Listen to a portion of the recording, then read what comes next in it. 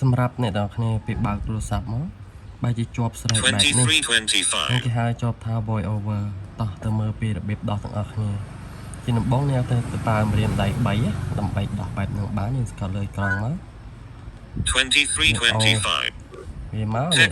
កម្មវិធី setting ចូលទៅកន្លែងដោះ insertion pointer user rotor access misspelled ការ words ចុចពីលើឲ្យលឿនពីប៉ះ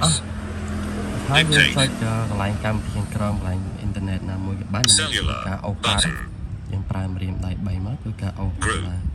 row 7 to 19 of 68មួយនេះ accessibility button ពីប៉ះឲ្យលឿនមក physical and motor យើងឃើញ heading មុខនេះបတ်នេះ voice over នេះ